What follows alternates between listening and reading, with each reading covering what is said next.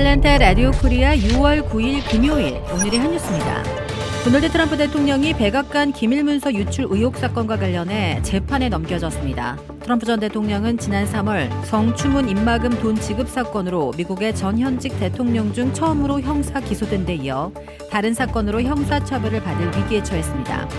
미국의 전현직 대통령이 주 법원이 아닌 연방법원에 기소된 것은 이번이 처음입니다. 트럼프 전 대통령은 마녀 사장이고 선거 개입이라며 혐의를 부인하고 있습니다. 그는 자신의 소셜미디어 트루스 소셜에 부패한 바이든 행정부가 내 변호인들에게 내가 기소됐다고 알렸다고 썼습니다. 이번 기소는 플로리다주 마이애미 연방법원에서 이루어졌습니다. 트럼프 전 대통령은 오는 13일 오후 3시 마이애미 연방법원에 출두하라는 소환장을 받았다고 소셜미디어 계정을 통해 밝혔습니다. 그는 퇴임 후 대량의 백악관 기밀 문건을 플로리다 마라라고 자택으로 옮겼으며 이 문건을 회수하려는 연방당국을 조직적으로 방해했다는 의혹을 받아왔습니다. 트럼프 전 대통령 측 변호사인 짐 트러스티는 CNN 방송에 출연해 스파이 방지법 위반과 사법 방해, 기록 인멸, 위조, 공모, 허위 진술 등의 혐의로 기소됐다고 말했습니다.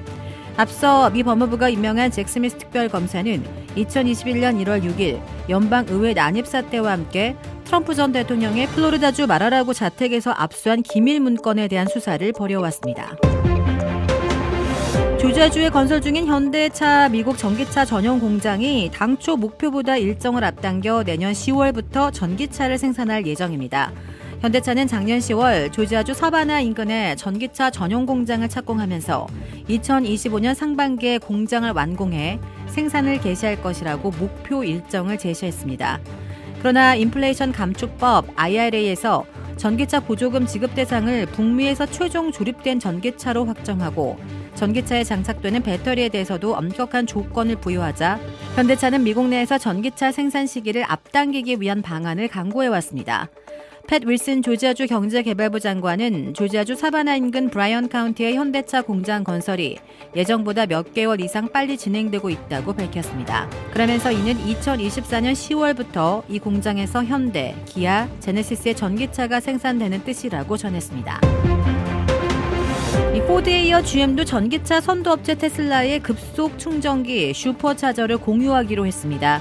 메리베라 GM 최고 경영자의 일론 머스크 테슬라 최고 경영자는 트위터 스페이스에서 전기차 충전 시설을 함께 쓰기로 합의했다고 발표했습니다.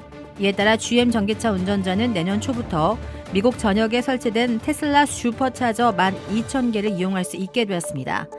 현재 GM의 전기차를 테슬라 슈퍼차저에 연결하려면 어댑터가 필요하지만 GM은 2025년부터 슈퍼차저에 직접 연결할 수 있는 포트를 자사 생산 차량의 기본으로 장착할 예정이라고 밝혔습니다. UGA 석좌 교수인 조중광 박사와 주지영 주 패밀리 재단 대표가 어제 라디오 코리아 회의실에서 한인회에 $20만 전달했습니다. 이로써 지난해 2월에 한인회 간 보수기금으로 약정한 후원금 $40만 중 지난해 11월에 $20만, 어제 $20만 전달하면서 통 큰 후원을 마무리했습니다. 조중광 박사는 한인회관이 한인들의 연대와 문화의 중심지로서 역할을 수행하고 있으며 그 자산을 잘 유지하고 발전시키는 것이 중요하다며 한인회관을 잘 활용할 것을 당부했습니다. 이용기 애틀랜타 한인회장은 한인회관이 지역 한인 커뮤니티를 위한 소중한 자산으로 남을 수 있도록 잘 관리하겠다고 인사말을 전했습니다. 또 올해 안으로 공사를 마무리할 계획으로 공사가 완료되면 공연장, 결혼식장, 강연장 등으로 활용될 것이라고 전했습니다. 한인회관 건물관리위원회는 기금 모금 첫 번째 행사로 황병구 전 미주 상공회의소 회장이 운영하는 올랜도 코러스 호접란 농원에서 프리미엄 호접란 1,000개를 공급받아 애틀랜타 라디오 코리아에서 6월 8일부터 각 $25씩 한인들에게 판매를 시작했습니다. 뉴욕시가 기후변화의 대책으로 음식물 쓰레기 분리수거를 의무화합니다. 뉴욕시의회는 어제 이 같은 내용을 골자로 하는 제로 웨이스트 법안을 가결했습니다. 이 법안은 에릭 애덤스 뉴욕시장의 서명을 거쳐 공식 선포됩니다. 뉴욕타임스에 따르면 애덤스 시장은 시민의 자발적 참여가 아닌 의무화는 과도하다는 입장이지만 시의회가 분리수거를 압도적으로 지지하고 있기 때문에 법률화에는 문제가 없을 전망입니다. 지금까지 음식물 쓰레기를 분리수거하지 않고 일반 쓰레기와 함께 버렸던 뉴욕이 이 같은 법안을 추진하는 취지는 기후변화의 대응입니다. 이에 따라 분리수거한 음식물 쓰레기를 비료로 만드는 등 재활용을 통해 온실가스를 줄이겠다는 것이 이 법안의 목표입니다. 블라디미르 푸틴 러시아 대통령이 다음 달 7일에서 8일 벨라루스에서 시설 준비가 마무리되면 즉시 전술 핵무기 배치 작업을 시작한다고 밝혔습니다. 오늘 푸틴 대통령은 러시아를 방문한 알렉산드로 루카셴 벨라루스 대통령을 만난 자리에서 모든 것이 계획대로 진행되고 있다면서 이같이 강조했습니다. 지난달 26일 러시아 국방장관과 벨라루스 국방장관은 러시아의 전술 핵무기 벨라루스 영토에 배치하는 합의문에 공식 서명했습니다. 지난 3월에는 푸틴 대통령이 방송 인터뷰를 통해 루카셴코 대통령이 오랫동안 전술 핵무기 배치를 러시아에 요청해왔다며 핵 비확산 약속을 어기지 않으면서 진행하기로 했다고 밝혔습니다. 러시아가 벨라루스 핵무기 배치를 추진하는 이유는 서방이 우크라이나에 F-16 전투기를 지원하는 등 러시아를 압박하고 있기 때문으로 분석됩니다. 러시아에서 불법 제조된 메탄올이 든 술을 마시고 31명이나 목숨을 잃었습니다. 러시아 현지 언론은 지난 3일 러시아 서부 울리아노브스크주에 있는 도시 다미트로브그라드에서 주류 미스터 사이다를 구입해 마신 사람들이 집단 중독 증세를 보였다고 보도했습니다. 이 해당 지역에서 6명이 사망한 데 이어 인근 사마라주와 니즈니 노보고로드주 등에서도 유사한 사건이 발생했습니다.